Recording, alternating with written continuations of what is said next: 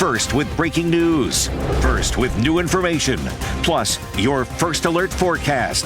19 News starts now with a breaking news alert.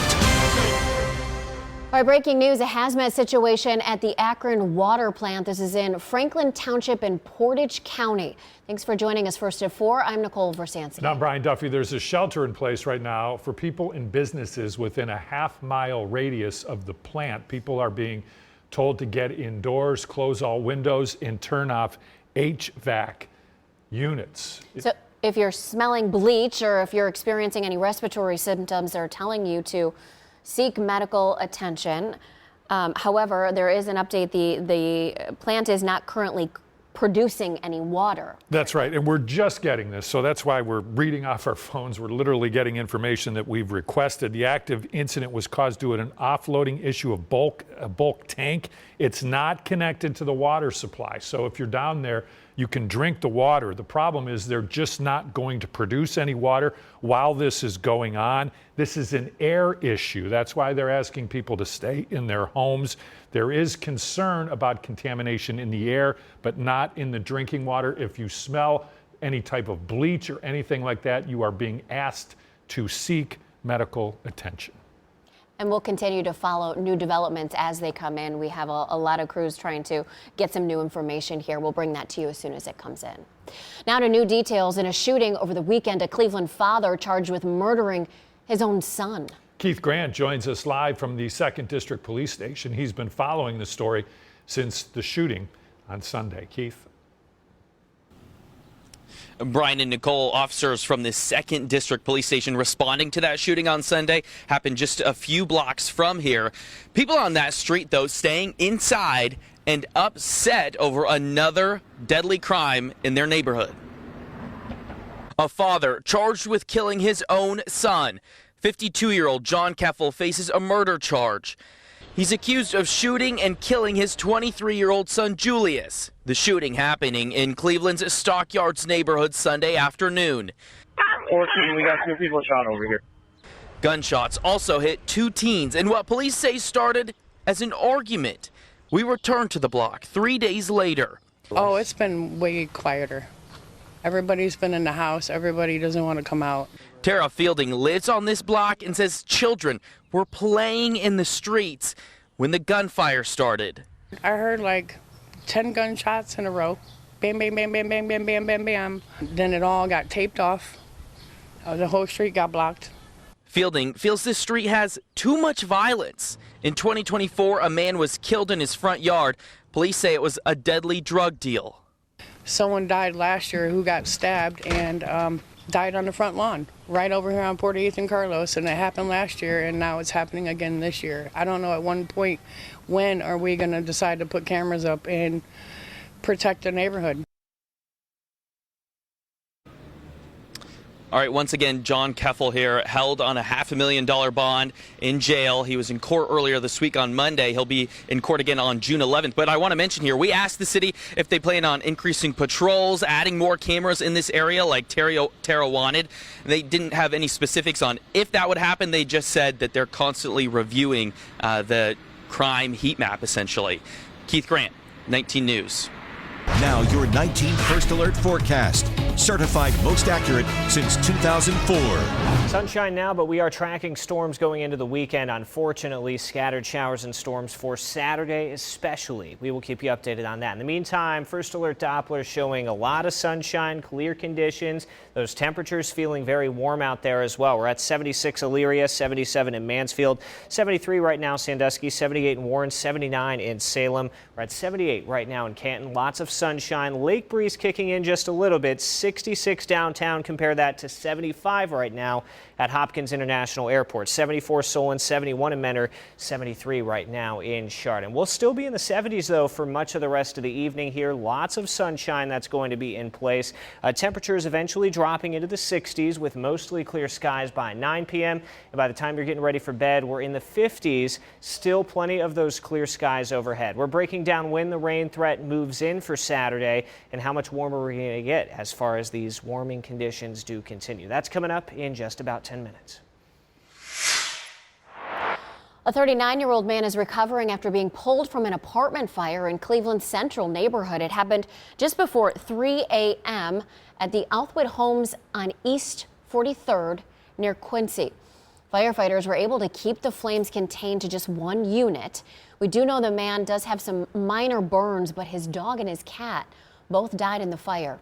Investigators say the cause appears to be accidental. Something was left unattended on the stove.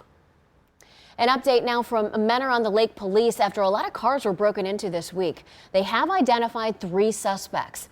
Those teens turned over some of the items that were stolen. Officers are asking if you are missing any items to contact the police department. Police say they tracked down the suspects because one of them dropped their own ID card while committing the crime. Okay, also first at 4, day 1 of the Jared Verse era. We've heard so many good things about this young pass rusher. And today we got to see him, hear from him in person. Let's head out live to Berea, where we find Leah Doherty. Leah. Good afternoon, you guys. If you're a Browns fan and you're still trying to make sense of this Myles Garrett trade, well, first off, you're not alone. Alex Wright told us after practice he's still trying to process it. But today might have helped. We got our first look at Jared Verse out at OTA practice number 8. Here's a glimpse of him on the practice field, just doing some individual drills. But this guy was impressive on the field at the podium. Remember, these practices are optional. So I think he already won some major points with Todd Monken and this staff by just being out there. He's got the rest of the summer to learn a new system. He probably doesn't know anyone's name yet, except maybe a few guys. But when Verse got to the press conference today, we saw a guy with plenty of confidence in himself and his new team. I'm happy to be a part of the Browns. You know, I'm happy that they believed in me and they were able to make that trade and bring me here, you know, be with my teammates, be with everybody here. And I truly do believe in everybody in the locker room. But it was upsetting at first. But, you know, you got 2 choices. You can either work or you can give up. And I ain't never been a quitter. You see losing teams practice terribly. You see great teams practice amazingly. It translates. That's not a losing team out there. The way everybody was moving, I didn't get to, get into the team situations today. That's going to be another day. But the way the boys are moving, this isn't a losing team. Nobody's moving around like they're slow, like they're feeling sorry for themselves. People are moving like with intent. Miles, he's a size 13, Nikes, whatever they are. I'm a size, 13 and a half, size 14 Jordans. Like everybody's different. I'm not here to fill his shoes. I'm here to bring my own. I buy my own. I'm here to work, and I'm here to be the best version of me. The best version of me is going to be the best defensive player in the league. Verse grew up in Dayton. His sister still lives there, but he admitted he didn't really start watching football until he was in college. So he didn't grow up a Browns fan, but I think Browns are going to like this guy. He described his game as violent, and a guy that's playing that position, I think that's something you like to hear, right? Ashley Holder will have much more coming up at 5 o'clock. For now, live in Berea, Leah Doherty, 19 News. All right, well, we'll have to wait and see. I was listening to part of his press conference, and he was talking about if practice is any indication, wow, these guys fly, and they're intense when they practice. The way they practice, he didn't see him losing a game. But, that's what he said. We're going 17-0, right to the Super Bowl. Hey, listen, you'd rather have them fired up than not fired up coming in to saying, this whoa, I situation. saw these guys practice. I'm here? concerned. Right, yeah. All right, oil prices are up today as continued airstrikes are jeopardizing the temporary U.S.-Iran ceasefire. Oil prices are in the range of $100 a barrel. The good news is gas prices are down by about 3 cents. AAA says regular is averaging nationally at $4.26 a gallon, $4.21 here in Ohio. So let's check out some of the cheapest places in our area right now. This is according to Gas Buddy. $3.73 at the Gulf in Talmadge on East Avenue, $3.79 at Gas USA in Cleveland on West 117th, and $3.93 at the Mapco in Avon on Chester Road. All right, more breaking news now. The 490 East exit to the Opportunity Corridor is closed. There is a crash in that area. ODOT is asking people to avoid the area. There's a couple of problems here because 490 in that general area is already down to 1 lane. So this is going to back up 490 eastbound. It's also going to back up 90 eastbound. And then it's 77 north. That's going to back up as people try and get into the city and try and head east on the Opportunity Corridor. So this is going to be a bit of a mess until they can get it cleaned up. Our latest Dark Side of the Land podcast streams tonight at 8. We're looking at reaction to the Netflix documentary, The Crash. We're going to hear from the family and talk about the key facts of the murder case that Netflix didn't include. Mackenzie Shirilla After the Crash streams tonight at 8 on 19 News Plus, or you can watch it on demand anytime. Just download the app on your smart TV. Breaking news now, a hazmat situation ongoing at the Akron water plant. 3 people were hospitalized after officials say chlorine gas was released from the plant after a chemical was mistakenly added to tanks of bleach. Now, we understand the plant is actually in Franklin Township in Portage County. So among the people who were hurt and hospitalized, a truck driver who was delivering that chemical, and then 2 city employees who worked at that plant.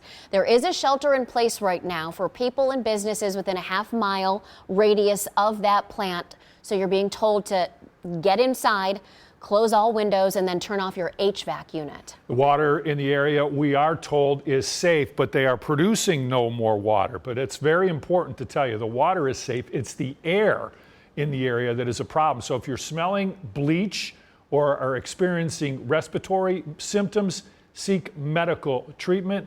We've got Caitlin McCarthy on the way down there. As soon as she is close enough where she is safe and our crew is safe, we'll have a live report.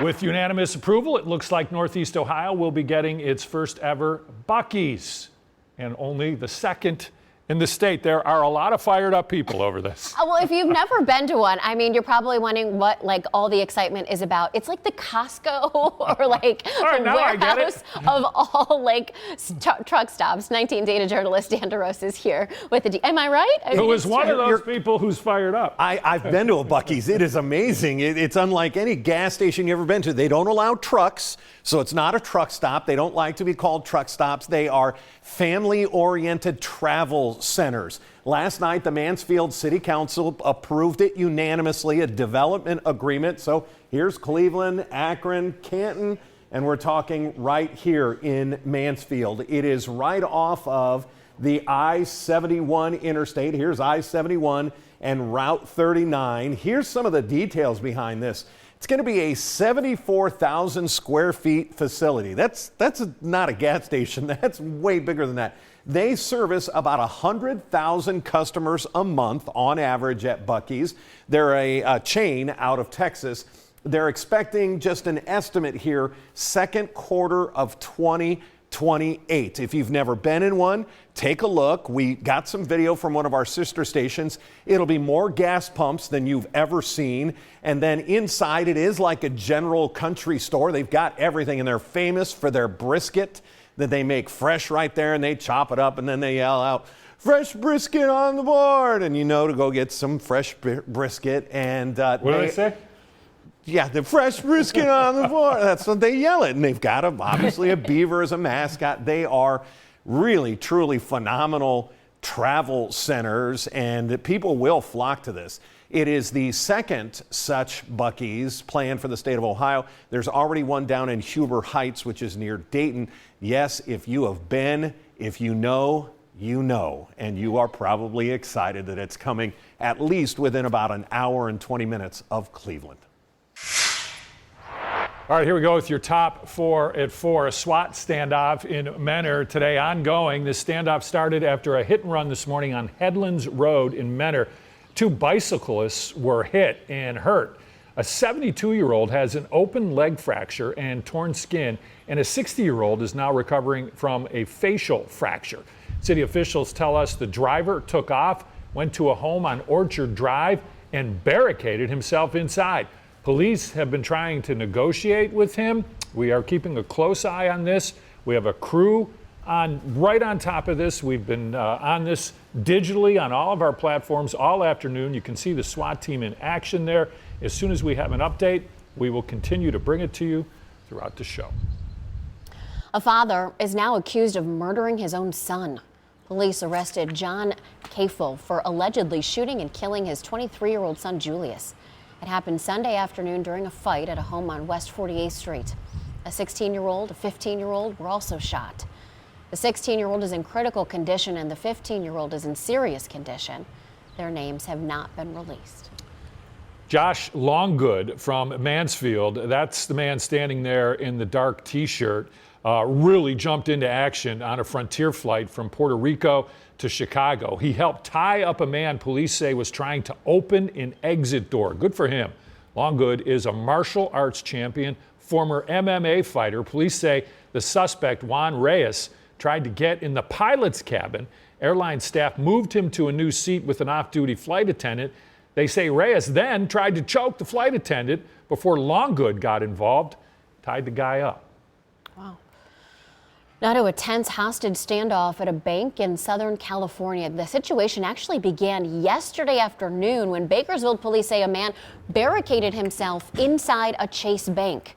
The person appeared to have a bomb strapped to his body and took several people hostage inside a room. The standoff ended overnight after an FBI agent shot and killed that suspect. Also breaking at this hour, a prison in North Texas had to be evacuated. There were reports of high levels of carbon monoxide as a possible gas leak. So everyone at the facility, including the inmates, you can see they were taken outside. At this time, there are no reported injuries, but the inmates are being taken to nearby facilities until some of the necessary repairs now can be made inside. All right. Also breaking, a deadly helicopter crash. This is southwest England today. Crews combed through the wreckage of a British Royal Navy helicopter. A Navy spokesperson confirmed 3 members of the Royal Navy had died and that this tragedy happened during a helicopter training exercise. A local man accused in a horrific attack at Cedar Point really got a surprise in the courtroom this morning. Judge issuing a bond and an additional charge. Noel Williams with the story. 18-year-old Marquez Williams was handed not only a total of $8,000 with his bond, but also handed an additional charge of theft. As Marquez Williams waited to face a judge for a list of charges, he was handed a warrant for an additional charge, theft. That's a misdemeanor of the first degree, punishable by up to 6 months in jail and or a $1,000 fine. He's accused of a disturbing crime. Williams is charged with disorderly conduct, resisting arrest, and obstruction. Sandusky police say he pulled down a transgender woman's skirt at Cedar Point in front of a crowd with children. The act exposed her private area. This police report says he led police on a chase through the parking lot before he was tased. A previous charge of public indecency was dismissed. However, it has not been confirmed if the additional charge of theft is related. We're surrounded by hundreds of people. Like, you don't expect somebody to just walk up and yank your clothes off. 19 News previously spoke with April Dempster. She says her friend was the target of the attack. They were there celebrating a birthday. Neither Dempster nor the victim was in court today, but it's clear that what happened has had a lasting effect. They were pretty rattled the first couple days after it happened. Like, they didn't even want to go back to Cedar Point. They didn't want to go outside. They didn't want to go have fun anymore. As for Williams, he maintains his innocence on all charges. In Sandusky, Noel Williams, 19 News. Now your 19 First Alert forecast. Certified most accurate since 2004. All right, your weather headlines going into this weekend. We are tracking eventually warmer conditions later this week. Temperatures get back into the middle and upper 80s for a lot of people, maybe some 90s here or there as well, further to the south. Meanwhile, storm chances will work back in as we head into Saturday. Unfortunately, any of those plans, especially Saturday evening, I think it's going to be a little bit of a tough go for any of those outdoor activities. So make sure you have those umbrellas on hand. 19 First Alert weather app will really come in hand as well with any notifications with the heavy rain, the downpours, the lightning and thunder, things like that. Sunshine will end the weekend, though. We're getting back into the 70s, seeing plenty of great conditions overhead. What will next week bring with us as far as the weather's concerned, though? We're going to tell you about that. Plus, we're going to talk about how warm those temperatures are going to climb for the rest of this week. That's coming up in just a bit. Fake guns, fake blood, but very real training. One local city is getting ready in case the worst situation happens. Catherine Huntley has the story. Are there any other shooters that we know of? Fake guns drawn, paramedics at the ready. An intense situation, all a drill today in Akron. Akron Police, Fire Department, and the school district working together to simulate an active shooter in a school. We're trying to recreate that so that this is a real-life, realistic situation, as realistic as possible. Actors played victims, screaming, chaotic, some covered in fake blood. Go stand over there. Some of the victims unruly, others confused. We weren't allowed inside the school today, but could see the aftermath of the scenario. Paramedics practice treating victims and working through the chaos, a powerful way to make sure police, the fire department, and school staff are ready. We hope to never have to be here, but mentally we would have gone through a number of reps in our minds and recreated this scenario multiple times over before we have to do it in real life. The district says they're glad to partner with Akron Fire and Police. The district's message to parents, they're working hard to make sure an active shooter doesn't happen in the first place, but are doing their best to prepare anyway. We want them to have the reassurance to know that if something were to happen, we are rehearsing how to address it so that we are prepared. Bottom line, Akron Schools says they'll do whatever it takes to protect the students if the worst happens. We'll get them evacuated or whatever we need to do to get them to safety.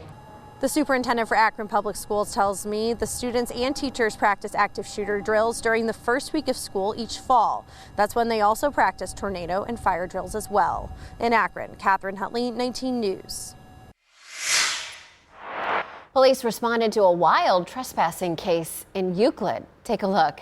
Yep, that's Officer Hankins with the suspect at Dollar General.